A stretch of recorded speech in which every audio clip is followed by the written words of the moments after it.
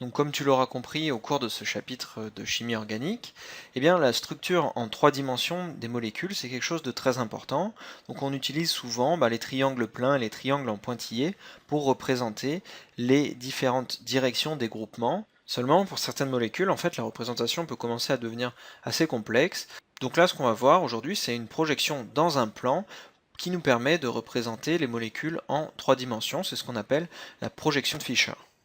Alors, la projection de Fischer, qu'est-ce que c'est? C'est une représentation plane qui nous permet de traduire l'organisation en 3 dimensions d'une molécule organique. Elle est souvent utilisée, comme je te le dis ici, en chimie organique et en biochimie pour l'étude des sucres. Donc quelles sont les règles? Les règles sont les liaisons chimiques sont représentées par des lignes, horizontales si elles sont situées au-dessus du plan, verticales si elles sont situées au-dessous du plan de projection. Et on place la chaîne carbonée principale sur la ligne verticale. Donc par exemple, ici on a un exemple de carbone avec 4 groupements différents. Eh bien on va le projeter dans le plan et ça va nous donner pour les liaisons qui sont sous le plan cet axe vertical et les liaisons qui sont au-dessus du plan cet axe horizontal XZ. Donc la bonne façon de procéder, c'est d'imaginer par exemple ton carbone avec 4 substituants en 3 dimensions, de te dire quelles sont les liaisons qui viennent vers moi, quelles sont les liaisons qui vont à l'opposé, dans la direction opposée, de l'autre côté du plan. Les liaisons qui viennent vers toi, à ce moment-là, vont être représentées à l'horizontale, comme les groupements C et D pour cet observateur, et les groupements qui partent de l'autre côté du plan, le groupement A et B pour cet observateur, eh bien on va les mettre sur l'axe vertical en représentant les liaisons par des traits simples. Alors bien sûr, tout ça c'est la théorie, mais nous on va faire des petits exercices pour essayer de bien assimiler le concept et comprendre comment on se sert de cette projection de Fischer.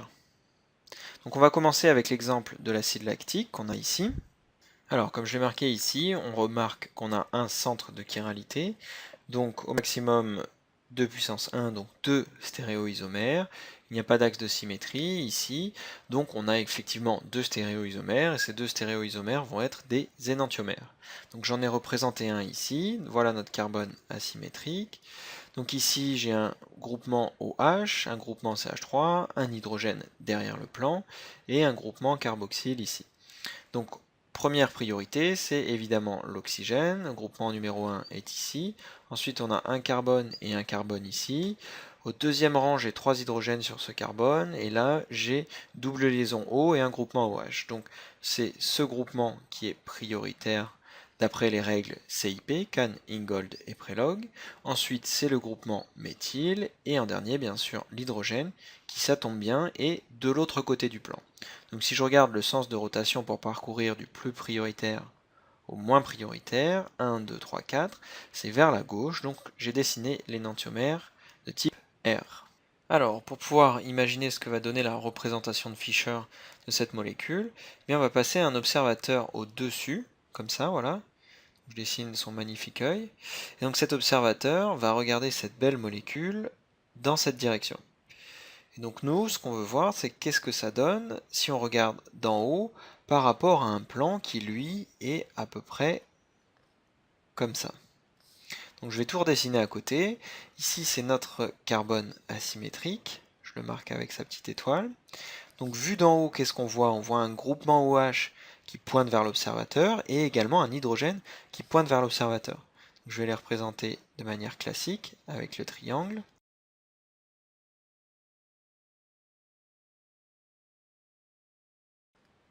Hydrogène. Le groupement méthyle, lui, pointe à l'opposé de cet observateur. Donc ici, ça va être des traits en pointillés. CH3. Et enfin, le groupement COOH, ici, eh bien, il pointe aussi à l'opposé de l'observateur. Donc, toujours des traits en pointillés. Carbone, double liaison oxygène et groupement OH. Donc là, il ne nous manque plus grand chose pour passer à une représentation de Fischer. Donc tout simplement, on va utiliser les conventions qu'on a listées au-dessus, c'est-à-dire qu'on va représenter les liaisons par des traits. Donc H, OH, voilà. Et en haut, on va représenter COOH et en bas, CH3. Donc voilà, félicitations, on a fait notre première représentation de Fischer. Alors pourquoi Fischer? Eh bien, Emil Fischer, c'est en fait un lauréat du prix Nobel de chimie en l'année 1902, qui a beaucoup travaillé sur les hydrates de carbone et les purines. Donc on a ici l'acide lactique de type R en orange, et ce que j'ai dessiné à droite, c'est l'acide lactique de type S. Donc simplement, en faisant l'image miroir par rapport à ce trait bleu que j'ai dessiné, on obtient l'acide lactique de type S. Donc cet acide de type S, c'est celui qu'on retrouve dans les cellules musculaires en fait, après un effort intense. Pour ce qui est de l'acide lactique qu'on trouve dans le lait, c'est en fait un mélange racémique, donc 50% de R et 50% de S, qui provient de la fermentation bactérienne qui réduit le lactose, qui produit à partir du lactose un mélange racémique, donc comme je l'ai dit, 50% d'acide lactique de type R et 50% d'acide lactique de type S. Alors on va continuer avec un exemple d'hydrate de carbone. En voilà un ici, donc c'est un hydrate de carbone à 1, 2, 3, 4, une chaîne à 4 carbones. Donc combien de centres de chiralité? On en a un ici, donc 2. Donc on s'attend a priori à avoir 2 puissance n, c'est-à-dire ici 2 au carré, soit 4 stéréoisomères a priori. Donc si je redessine cette molécule avec nos deux carbones asymétriques ici, ce qu'on va faire, c'est qu'on va essayer de faire la représentation de Fischer en ayant un observateur placé au-dessus ici. Donc regardez en quelque sorte dans cette direction sur la liaison simple qui relie les deux centres de chiralité. Alors si on représente l'axe des carbones asymétriques dans le plan, on en a un ici et un ici. Donc le groupement OH qui allait vers le haut, on va le mettre sur le côté. Pareil pour l'hydrogène. Et l'aldéhyde, CHO, lui allait vers l'arrière, donc on va le dessiner comme ça, CHO.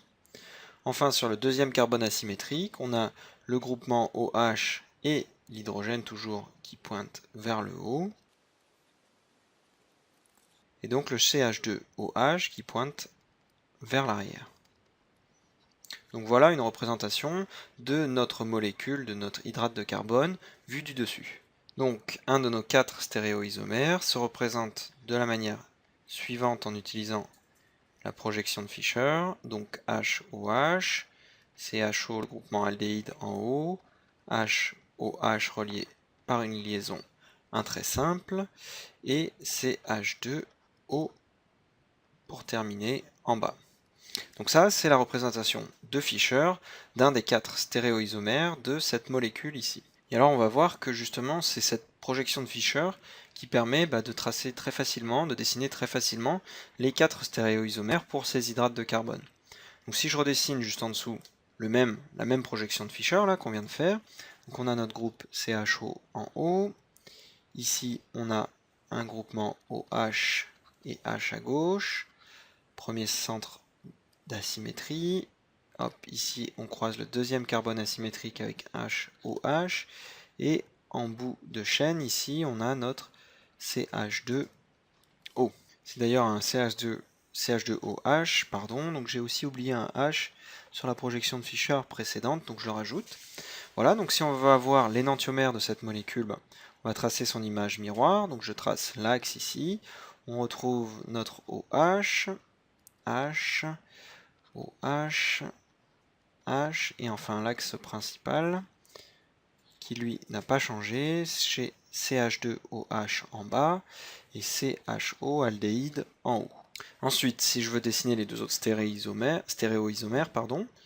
c'est parti, je dessine le squelette dans la projection de Fischer. Pareil pour le quatrième et dernier stéréoisomère.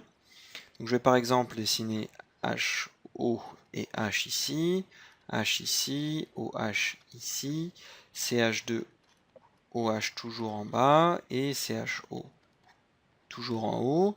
Donc image miroir, j'obtiens ici l'hydrogène, ensuite le groupement OH, ici OH, ici hydrogène, en haut CHO, et en bas CH2OH. Donc voilà les 4 stéréoisomères de cette molécule en représentation de Fischer.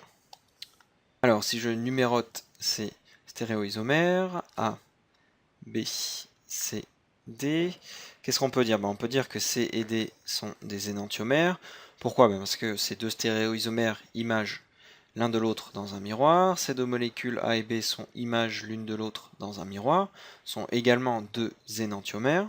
Et donc par exemple, si je regarde la molécule, le stéréoisomère A et le stéréoisomère C, eh ben, qu'est-ce qu'on peut dire? Quelle est la relation qui les lie?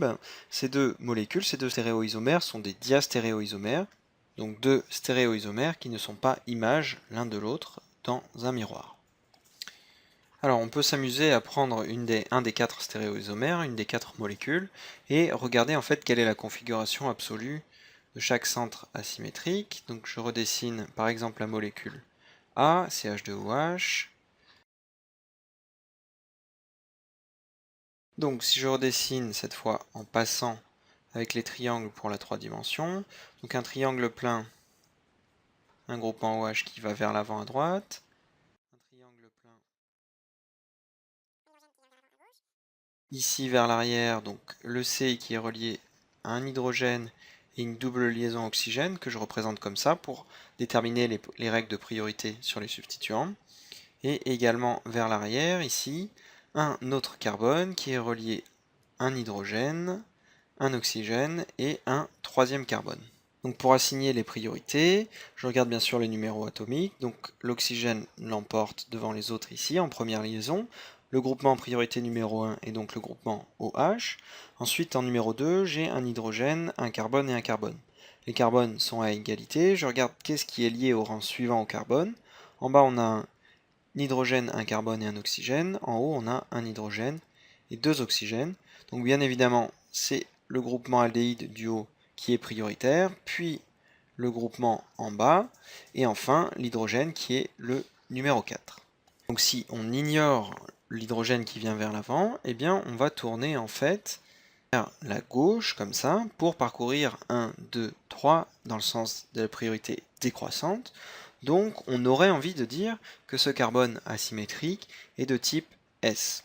Seulement rappelle-toi, comme on l'a vu, pour pouvoir déterminer le type R ou S, il faut regarder le sens de rotation lorsque l'hydrogène ou lorsque le groupement le moins prioritaire est à l'arrière, à l'opposé de l'observateur.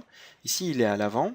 Donc très simplement on va prendre la configuration opposée puisque l'hydrogène pointe vers nous au lieu de pointer de l'autre côté.